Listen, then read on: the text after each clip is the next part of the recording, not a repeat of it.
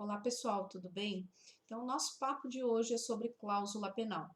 Cláusula penal é uma cláusula onde as partes juntas fixam de modo expresso no momento em que elas elaboram o contrato ou por documento posterior, ou seja, por aditivo contratual, uma penalidade para o caso de descumprimento de todo o negócio ou de parte dele, certo? Ou seja, a cláusula penal, ela é combinada de modo expresso, escrito entre as partes, senão ela não existe. E ela funciona como uma fixação do limite de perdas e danos. Por isso que, em regra, se nós fixamos cláusula penal, não há como buscar indenização a mais, fora daquele limite, ou seja, indenização suplementar, exceto se nós autorizamos isso em cláusula contratual. Quando nós pensamos nessa cláusula penal, lá nos nossos contratos diários, nós vamos encontrar essa cláusula muitas vezes com o nome de multa, com o nome de vencimento antecipado de prestações, ou seja, por outros elementos, institutos, subterfúgios que identificam essa prévia pactuação de perdas e danos. Então, nosso objetivo é fixar um limite para esse prejuízo que é ou que pode ser gerado para outra parte. Essa cláusula penal tem duas espécies, ou ela é compensatória ou ela é moratória. A compensatória, ela é elaborada para compensar o descumprimento total do negócio e ela é exigida alternativamente, ou seja, como assim exigida alternativamente? Eu posso exigir o cumprimento da prestação ou a cláusula penal.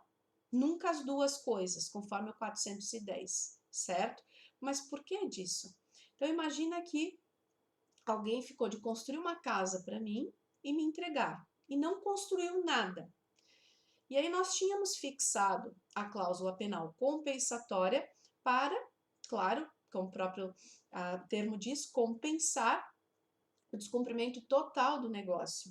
Por que eu não posso, conforme o 410, exigir a entrega da casa mais a cláusula penal? Porque o limite dessa cláusula é até o valor total do negócio.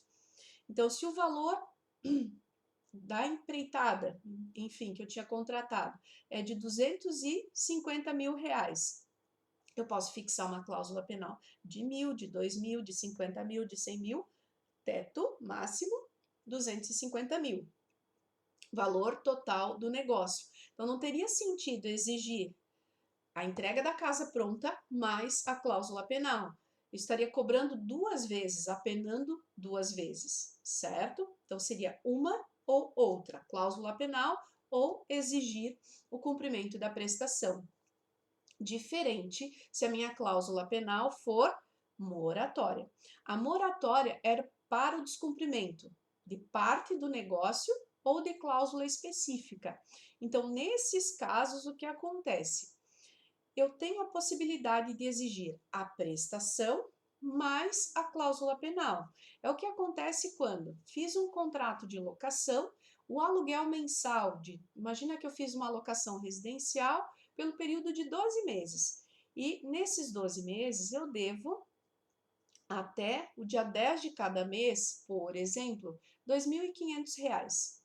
Não pago esses R$ 2.500, tem a cláusula penal, aí ela é moratória, porque ela é para o descumprimento de parte do negócio, de X. Qual é o valor que eu posso fixar para essa cláusula penal? Qual é o teto? Como é um contrato civil, eu vou regulamentar pela lei de usura, que é o decreto 22.626 de 1933. Por lá, no artigo 9º, para os contratos civis, a cláusula penal só não pode ser maior que 10% do débito, ok? Então, eu posso fixar a cláusula penal em até 10% do débito, 10% daquela prestação de R$ 2.500 que eu estou devendo, certo?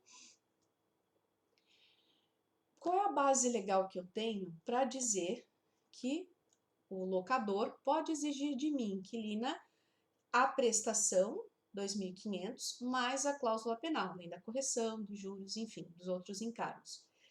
O 411 permite que ele exija a prestação mais a cláusula penal, certo? Então, como ela funciona como penalidade só para parte do descumprimento, então é lícito que se exija tanto a prestação quanto a cláusula penal.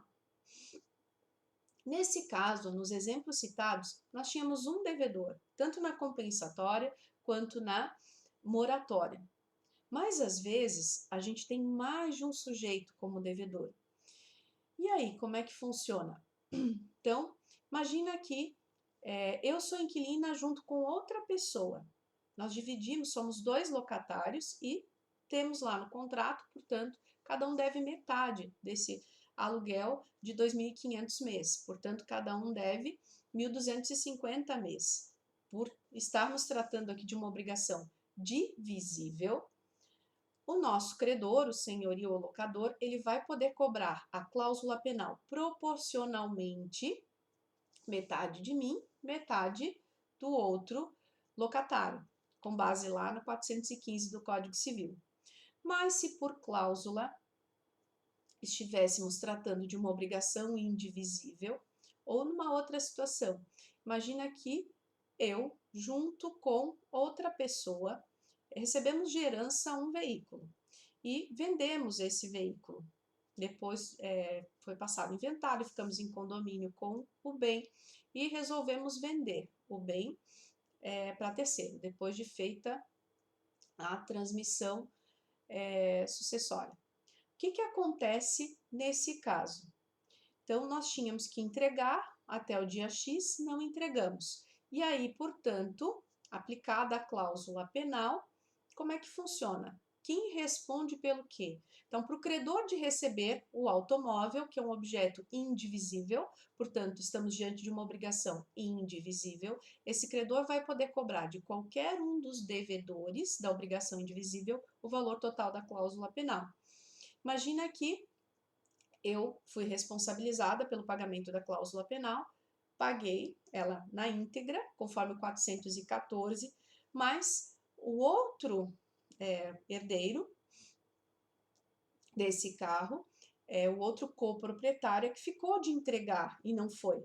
Então, eu consigo cobrar a totalidade dessa multa, dessa cláusula penal, do outro, nos termos do 414. Referente à cláusula penal, tem só mais um detalhe. Então, às vezes, o valor da cláusula penal fica muito alto para quem paga, pesando, inclusive, valorização econômica ou a questão de, às vezes, ter cumprido parte do negócio. Então, imagina naquela situação onde eu contratei a construção de uma casa, o empreiteiro fez o alicerçamento da casa, mas não construiu nada para cima do terreno. E aí eu cobro a cláusula penal compensatória. E aí ele se resguarda, ele diz assim, olha, o valor total do negócio, imagina que a empreitada foi de 300 mil reais. O valor total do negócio não tem como, porque eu fiz todo o alicerçamento ali. Não concordo, portanto, com a redução. Ele vai poder, com base no 413 do Código Civil, requerer judicialmente a redução equitativa do valor. Então, é lícito que ele solicite essa redução, ok? Até porque ele entregou parte do valor. Ou, se ele entender que ficou muito penoso, muito excessivo, ele tem esse direito. Ok, pessoal? Sobre a cláusula penal era isso. Nos vemos no próximo vídeo. Um abraço!